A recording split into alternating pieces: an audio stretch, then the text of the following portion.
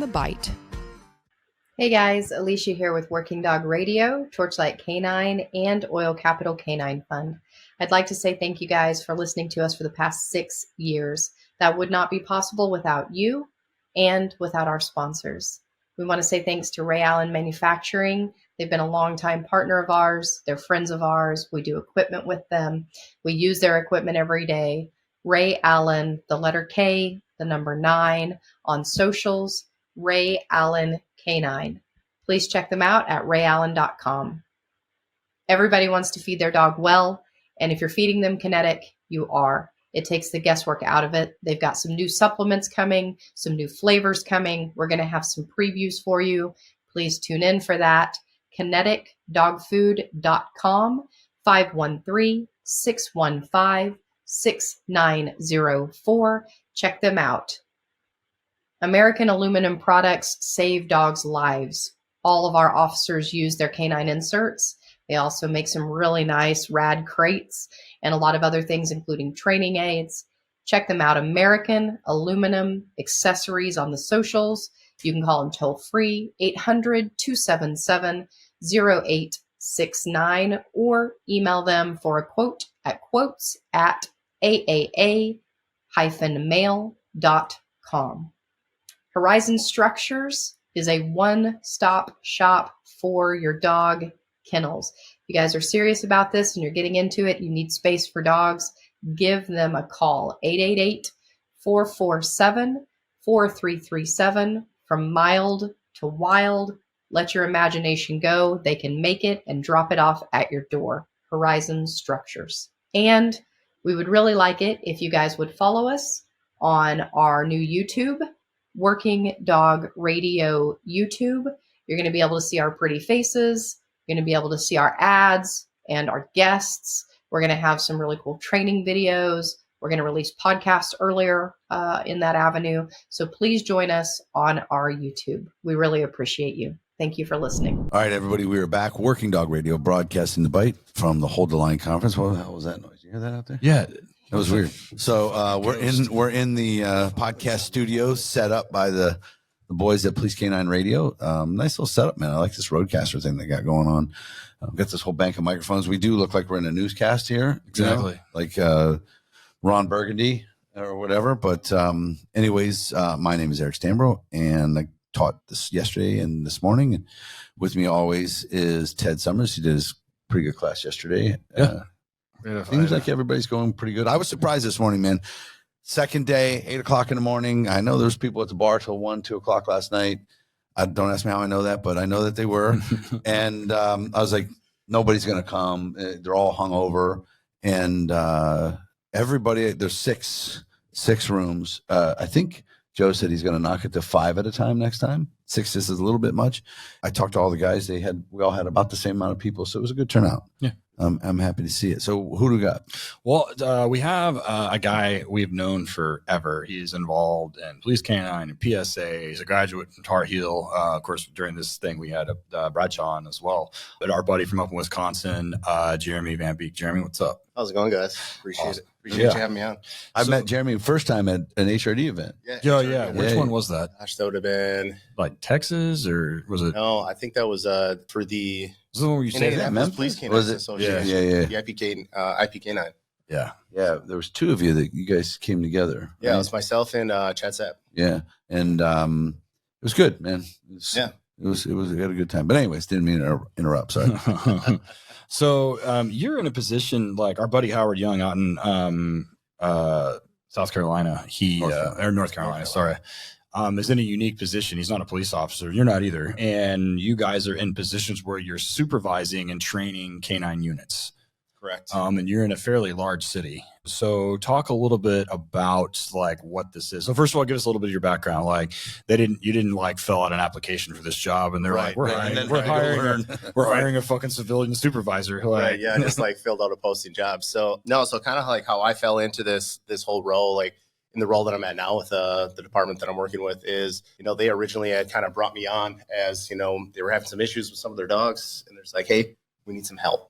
It's like, all right, cool, no problem. Came in, gave them some help. And then there's like, hey, we really like what you did. We like what you're doing. We like what you're putting out. We'd like to bring you on as a as our yearly scheduled maintenance trainer. So taking care of their 17 and a half hours of training every month, scheduling it, making sure, things are going copacetic with the unit. And then just lately, we've kind of made some changes administration wise, and it's like, hey, we want you to work coincide right next to our sergeant, but you're not going to handle the administrative side. We literally just want you to be like the supervisory role for just the training and just the canine side, just for your specialty.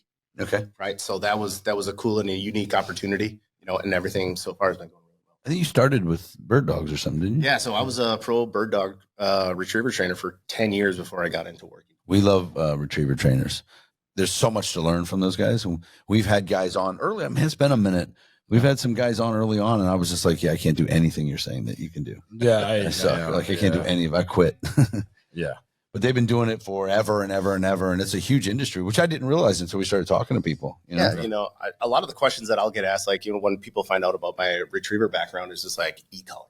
Yeah. E-collar work, especially in the negative reinforcement realm, which we could talk for hours. Yeah. Right. So I used your thing today, by the way, in my class about when you're teaching the dog to hold on, how you're using negative reinforcement to yeah, and you don't even realize it. You're trying to you think you're doing positive punishment because you think he's going to out and he doesn't. You're going to show him a lesson, and all of a sudden you've just created a higher desire to not out. Yeah. So you hold on, negatively reinforce the bite. Yeah. And when it turns off, they're like, got it. They're like, I don't want that to happen again. Like, I'm never preemptively letting.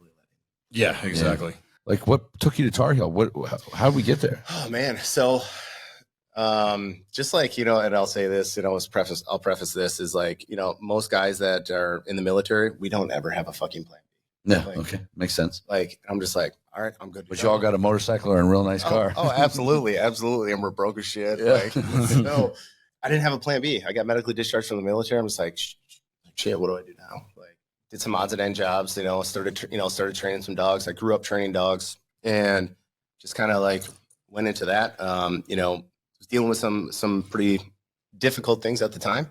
Got myself a service dog from an organization, started training service dogs for other veterans, and that kind of just snowball effect. And actually was an attendee at the Tom Rose School at the time.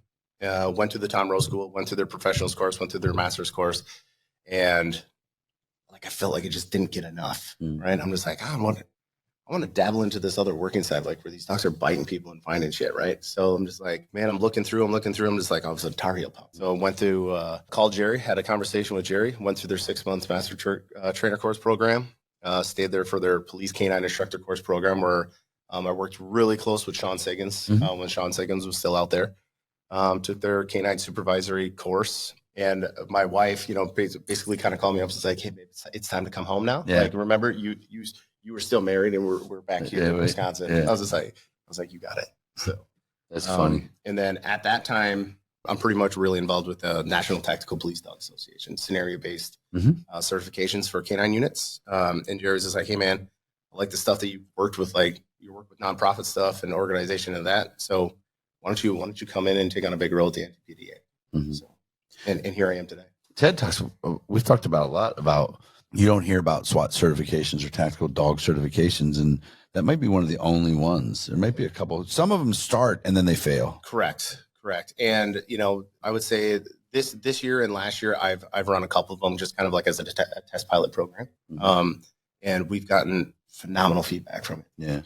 Yeah, there's like California Post, Arizona, the NTOA. A lot of they all have like a lot of the posts they have suggested, but it's very broad. And I can tell a lot of them, and I'm going to say this and piss somebody off, which is fine, but I can tell they were written by people that weren't canine handlers, or that were written by somebody that like, this is what we want it to be, or what it's not necessarily what it is or what it should be. It's almost like a little bit of a pipe dream. Yeah. Like and they're trying to put that pipe dream onto paper and it's failing. Right.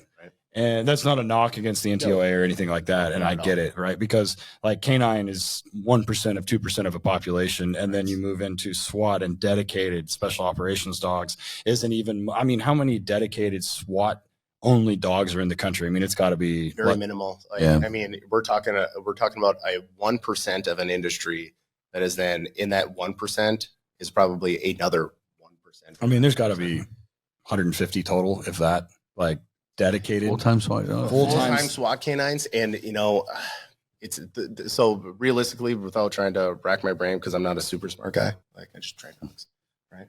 But it's low. It's It's small. super low. So let's talk a little bit about this position you have, where you're at. So, it's an interesting, because we're talking about the specialty of canine handling, and there's so much shit that goes into that is not like, if you're listening to this and not watching, I'm making quotations, but not cop related in terms of handling dog, running the dog. That is a skill set, and you have to have some hard skills and some soft skills. Correct. And those are not taught through any normal venue in any law enforcement like training at all. It's a highly, highly, highly specialized position requiring highly, highly, highly specialized training. In fact, in my class, I make a point to say that of all the specialties in law enforcement, with the exception of mental health and firearms qualifications, there is no minimum mandatory, observable, quantifiable training that is mandated by the court other than canine. Correct. And like all these guys that are on SWAT, like you guys train all the fucking time, like, 40, 50 hours a month. None of that is court mandated. And so canine is one of the specialties that gets used a bunch that has mandatory minimum court prescribed, nationally recognized minimum amount of training. And so that requires quite a bit of supervision, and it requires quite a bit of management. Correct. And those positions are also highly specialized. And because, canine case law has been around since the late 70s when we really started getting into it. So we're looking at about 45 years. So we've got 45 years of precedent. And Eric, you mentioned this the other day, not on mic, but just in conversation. You're like, there are administrators in this country at large agencies, and you ask them to talk about Graham versus Connor, and they glaze over. I have no idea. They don't know. No. You can give them the prongs and go, what case is this? And they're like, I don't know. And they don't know. And which, when it's a blank script of confusion. Yeah. Going on in the brain. So, and on top of that, we do a lot, and I tell people all the time, we do a lot of things in canine that don't make sense in terms of training. Like, it'd be much easier if we did it this way. And I'm like, yeah, but we have to because of this. Yeah. And that requires a highly specialized knowledge base and a highly specialized skill set. So talk a little bit about the advantages that you guys have seen at your agency from having a person that's just their sole job is to focus on this. So, it was basically, it worked out really well for the department because, and I say this to handlers all the time when I talk to them, it's like, you're a really good handler. Hey guys, Alicia with Working Dog Radio here again. I wanted to take a moment to talk about one of our newest sponsors, someone that we are super, super happy with and glad to have aboard, somebody that we have known since they literally got into the game. Aiden and Jesse from Rex Specs literally made a product so that they could enjoy life with their dog. Their dog suffered from pannus and they wanted to take their dog skiing, and they went out and they made goggles that fit their dog, and now they make products for your dog, my dog, and everybody's dog. And we've watched them grow, and we are so proud of them and proud to know them. All their products are American made. They are supporting us who support them. These goggles are UV protectant. They protect your dog's eyes from dust, from particles, from anything that could get in the way if you take your dog to the range. One of the products that Ted and I use most often is their Ear Pro. They have Canine Ear Pro. It pulls over your dog's head and it protects their ears. So if you go to the range, you're doing gunfire acclimation, whatever you're doing, those things work great. They have leashes. They have all kinds of cool stuff. You really need to check them out. And we are very glad to have them aboard and very proud of their products. We do have some. We will give some away. Keep watching for us. If you check them out on the socials, it's at Rex Specs, SPECS, the letter K, the number 9, and also rexspecs.com. If you use the discount code Working Dog Radio, all one word and all lowercase, you'll get 20% off your first order. But when a problem pops off, who are you calling? Are you figuring it out yourself? Yeah. No, you're more than likely, you're going to talk to a neighbor, an agency. You're going to try to get a hold of a trainer. If you have a really good relationship with your vendor, you're going to try to call them.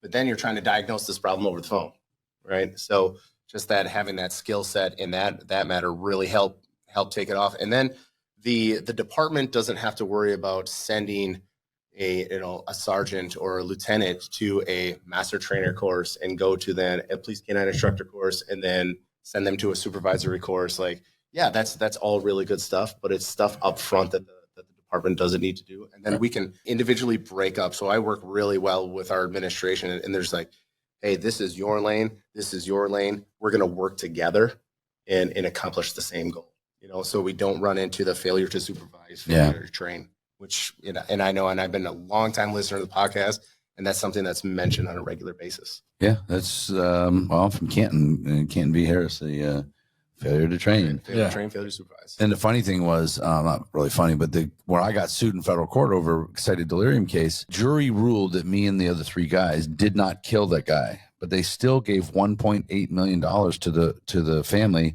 for failure to train on how to deal with an excited delirium person, which is, as it turns out, was exactly what we did. It's still a pig pile. You just don't put them on their chest. And we didn't. So they still did. It was a sympathy verdict. They paraded his kids in there. That happens. But what advantages do you have, you think, over the guy in your position being a sergeant or lieutenant? What advantages? Or how does it work better? How about that? It works better because I'm not involved whatsoever in any sort of disciplinary actions or anything that involves that. So I feel like the relationship that I have with my handlers, they're not afraid to come and tell me that they're having an issue in a certain disciplinary in area of training. It's all open. Like, we have a really good line of communication. I have a really good relationship with my handlers. They're not afraid to tell me, like, hey man, like, I noticed on this deployment, can you, I'm going to send you the link for the Axon. I want you to watch the body cam. Like, tell me what's going on. Am I missing something here? Yeah. Are we lacking something in training? Like, what can we do to make this better? Rather than you have a direct supervisor, whether it's a lieutenant, whether it's a sergeant, and they're more of that administrative non-training role. And they're just like, oh, hey, one of our canines is having a problem. Well, what's the first thing everybody does? They hit the freaking panic button. Yeah, oh yeah. And then they start diving deep into everything else. And then it turns into a potential IA and all this stuff. And then that's where you get a terrible relationship from handlers to administration, because the handlers don't want to be forthcoming with the issues that they might be having that, unfortunately, they've never been taught how to handle. Yeah. And sometimes you'll get police supervisors, shockingly, that have an agenda.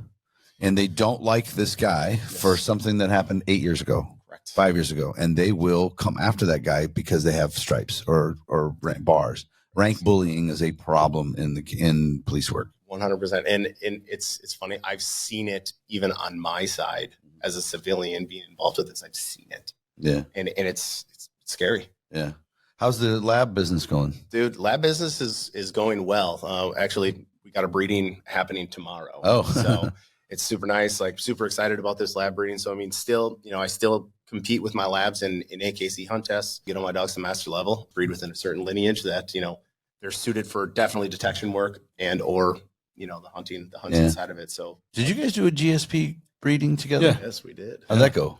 I forgot about that. They turned out to be gangsters. Like, one of the dogs, Nano, he was only on the road for about a year and a half and ended up winning our statewide. We have a narcotics thing in Oklahoma called A1, which is our interdiction stuff. And Larry and Nano won Dog of the Year, and he was raised in house. And then Arrow and Poppy were his sisters, and they all went out. They're both working out, finding drugs. I mean, that's so cool. I did that breeding, Ted had called me up. It's like, hey man, we got these 2 GSPs. We're like, don't really have the time to do it at that point. I'm just like, yeah, man, send them on up. So they sent them on up, got them bred, and I raised those little shits just like Malinois. Oh yeah. I put them on back ties because I had a Malinois litter at the same time, and I just hooked them up and did prey work, did flirt pole work with them, and they were nasty little gangsters. Yeah. Was the one father that muscular brown one? Super rank, that rank GSP that you imported. Yeah, that dude was ripped. Like he was on TRT when he got here. I was like, bitch, you just came from the gym? Right.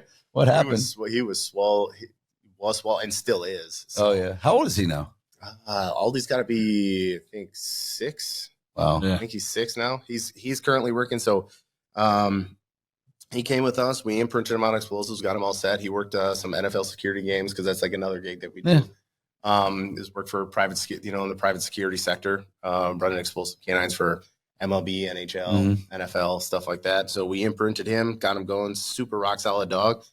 Had another, actually the Michigan Ferry Company reach out to us, and they wanted to trade dogs because they had a little bit of a rank dog that they were having a problem with. And I'm just like, well, the only thing I really got is this, this 5-year-old GSP. His name is Aldi, but he's rock solid. Yeah. And it's like, okay, yeah, let's do it. So training him up. So now he's over at the Michigan Ferry Company, just doing his thing, and he's killing it. Just what are they working there? Like, So is it baggages? Yeah, so like baggages, like boat interdiction, stuff like that. Okay. So like sweeping all the vehicles before they go on to the ferry. Ferry, got it. Michigan. That makes sense. Ted, you got any breedings you're gonna do? You staying away from puppies for a minute? No, I'm gonna breed Hype. Oh, okay. So a dog I got from Kendall, which also is the female that we were just talking about, and the GSP letter came from Kendall. So yeah, Hypey.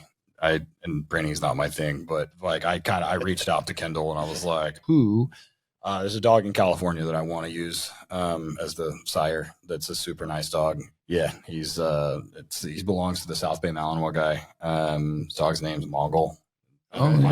Yeah. Jeremy just looked at me. Yep, I know. He's in PSA. That dog's a monster.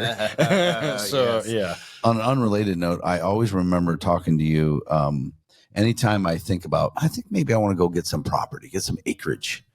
And then I call you on the phone and you call back and I go, what are you doing? You go, fucking fixing fences, cutting trees. Yeah. You go, it never ends. It never ends. It doesn't. And then, we're a full service kennel. So we're doing breeding, puppy raising, we're doing obedience, we're doing, our big thing right now is putting, therapy dogs in police departments and in schools. Yeah. We've done 3 of them. We're doing one right now. It's wild. So, we're constantly busy. And then, 10 days ago, we had a snowstorm pop up. We got 10 inches of snow overnight and what heavy snow. We lost power for 6 days and I got about 40 trees on my property that I need to take down, replant and establish. Yeah. Here's something about the therapy dogs. So we did 2 dogs for Cleveland State University. All we did, Mike Garber trained them. Okay. They got them as puppies. We did puppy and then adult. And that's all we did. But they're genetically, I don't know how Cleveland State found these guys. The police department at Cleveland State runs it. But they found 2 labs, or are they golden retrievers? I can't remember. But they are perfect. We just did obedience. Perfect. Chill as can be. So then Cleveland PD gets one from the same place, and that dog is a therapy dog for the cops. Awesome. And I told the lieutenant, I said, Lieutenant, I'm going to tell you what's going to happen. The guys are going to call off the road onto headquarters so they can come pet that dog because they're sick of handling calls. Some of them might need a little bit of PTSD stuff, but they just want to not handle calls. That's what's going to happen. So just when you see them all on there, just realize no one's out on the road handling calls. So, So OSP, Highway Patrol, has a few of those dogs, not for them, but for everybody else. So earlier, some point last year, I don't think it was this year, I think it was the end of last year, there was a bus crash on one of the highways down by Columbus, Ohio. A bus full of kids from the school, a truck slammed into a car and then slammed into the bus. Killed a couple chaperones, killed somebody in the car. The kids got injured. No kids got killed. They made it. The thing burst into flames, burned up like parents. Oh, Jesus. Oh, I remember seeing that on the news. Yeah. So they're on the highway, right? They're standing on the highway. OSP's got fucking cars everywhere. And my buddy, who's in charge of the canines for all of the OSP, he says, "Dude, I thought those therapy dogs were kind of, just some bullshit." He said 3 or 4 of them showed up. Highway Patrol guys showed up, and all the kids are in the median, zombies, right? They're going through shock. And he goes, instantly changed it all when those dogs come out. Instantly worked. I'm like, all right. Yeah.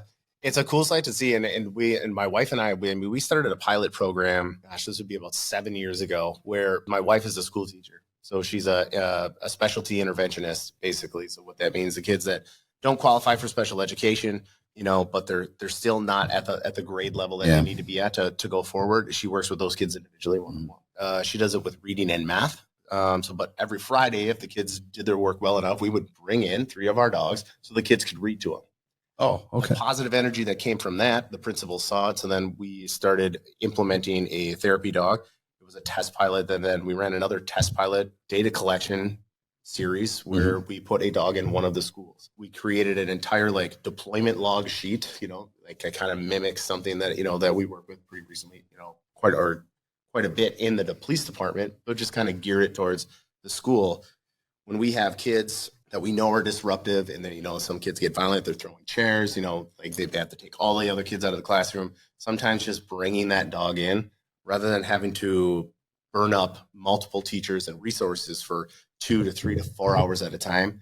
we have noticed that de-escalation in these situations go from hours to less than 10 minutes. Oh, wow. So we're talking That's about crazy.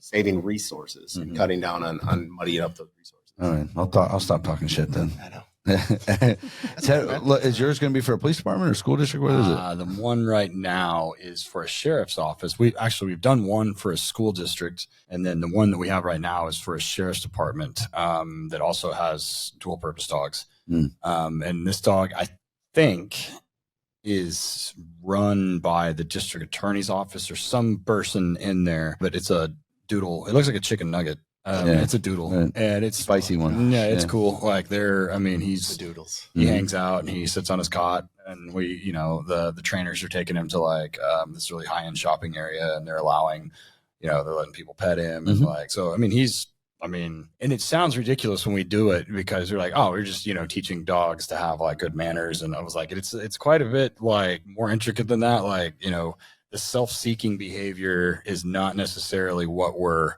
like. It's not allowed, but you have to contextually teach the dogs. There are some pre-contextual cursors to situations where the dog can start to seek a little bit of attentive behavior. Right. But for the most part, that dog still has to not just 100% of the time soliciting. Yeah, just sit there, right? Yep. Yeah, when Jethro, we had a canine named Jethro that got killed at his funeral. A guy or lady, I don't know, a little group showed up. We didn't know anything about it. We're at this big civic center, and I have a picture with them. They brought these first, I forget what they called them, but it was a therapy dog where these two dogs were almost comatose, and just everybody just went over and touched them and loved on them, and it like really helped with people. It's crazy. They had a name. I can't remember what it was called, but anyway. It's crazy how the human brain works, like, and especially when it comes to dogs, like, can really bring you out of some weird places. Yeah, and it's what happens to the dogs if they're used a lot and there's always crying people and glomming all over them? You see any kind of behavioral issues that transfer a little bit? I don't. Or they handle it? Like, the dogs that we select and the dogs, we personally, like, out of the dozen plus dogs that we've seen, we don't seem to have, we haven't run into any issues. Yeah, that's good. It. I suppose over an extended period of time being exposed to that, there could be some, but that's all like in teaching that handler, like, hey, if you do see the dog giving you some signs of stress, anxiety, like, okay, maybe it's time to remove that dog for a little bit so it can decompress. Yeah. Because they can, people can transfer stuff on them, and they put it all on them, but that's a dog that they found, eating a chicken bone at a garbage dump. So exactly, it was already feral before. Yeah, right. It was feral before him. So let's talk all the socials, everything you want to promote. Put them out there, all your stuff. Oh man, and this is so bad. Like, and I was dreading this. This is Ted too. Ted's like, I got this. Oh fuck, I forgot this. I can't remember all the underscores and everything else. And I'm completely opposite. I don't have a ton of social media, right? And it's bad. Websites and everything. So my regular for-profit business is Elite Canine Training and Outfitter. It's the good elite, not the bad one, right? And then I also have on Instagram, it's decoy_Yukon86. That's just like my Instagram page. Real quick, if you see this on YouTube, the Yukon part will make sense. Yes. So, well, anyways, exactly. And then this is going to be bad. I'm going to have to pull my phone up, but I am on TikTok as well. That's where I put out a bunch of stuff. God love TikTok, right? And that one's just at Yukon Beeks 86. So. All right.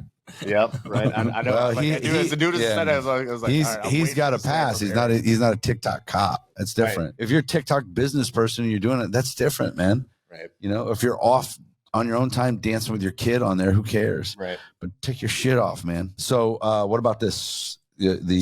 And then so like what I'm representing here this weekend is the National Tactical Police Dog Association. So you can find us there at tacticalcanine.com. Ooh, how'd they get that? Right. How long has he had that? Oh man, Jerry's had tacticalcanine.com for, I believe, since like 2005. Oh, that's pretty good. So what do you own? You own like policedogs.com or something weird name? I did. Yeah. But we like bombdog.com and a couple of other ones. Yeah. So that just redirect. But I tried to buy onlyfeet.com but it's too expensive. It's a couple $100,000. Something that we'll be releasing soon, just to kind of like separate some businesses, just with some other business ventures we got going on. We'll be opening Von Beek House Kennels. So that's going to be strictly where you're going to find all of our breeding dogs, breeding stock, breeding information, and then we'll have VBHK detection security services as well. There's more shit, more LLCs, just more like literally more stuff to do. Right. Yeah. You ain't going anywhere for 8 months like you did before. And then we also have, I'll get chastised if I don't mention this, is got your Six K9s slogan, taking care of veterans on the home front. Oh, okay. So that's our nonprofit where we train PTSD service dogs for veterans at zero cost to them. Oh, cool. That's like 5 or 6 things. So don't tell me you don't have a bunch of shit. Unlike Ted, I've got 7 things. Yeah. To my 6. Yeah. Yeah. Oh, well, man, glad to have you on. We haven't seen you in a while. We used to see you a lot, and then life happened, man. Had 2 beautiful kids. So like, I definitely took some steps back, How old are they now? So I got 3 kids total. I got a 10-year-old boy, 2.5-year-old girl, and he's going to be 1 in 2 weeks. Okay. So. That 10-year-old's almost a farmhand. I know, right? I know. It's getting close. But they get to drive shit, which is crazy. Yep. I wish I would have grew up on that. Driving stuff, tractors and side-by-sides, and they can barely see. They're standing up on it, but hell yeah, man. Right. So, yeah. So, I mean, I've been off the scene for a little bit. I mean, it's been still on the scene, but like taking care of a lot of stuff at home. But now, like, get back into going out, like, traveling all over the country, certifying canine teams in the NTPDA. I was talking to Ted a little bit earlier this week. Like, I'm just like, hey man, if you got any HRDs like that you need any help with, like definitely like. Is that certification more designed for the full-time or the part-time guy, or both? Or it doesn't matter? The guy who's a patrol guy that's on SWAT. So you're talking about like the specific SWAT certification. Yeah. It could be geared for both, but it's kind of like its inception was we understand most of your dual purpose patrol canines are being implemented into SWAT when they need it to be. But we all know that's like another tier level of something that needs to be done. Yeah. So just to, give that canine handler some exposure, why not certify like it? Yeah, you got it. It's like just kind of like another add-on. Cool. Makes sense. All right, man. Yeah. Good to see you. Thanks for coming on. Appreciate it. Appreciate it, guys. Yeah. All right. And Ted's got to fly home and immediately go to his 14-dog canine handler school. Yeah. That sounds awesome. They're training this afternoon. Yeah. All right. Awesome. Thanks. All right, guys. All right. Have a good one, boys. Thanks.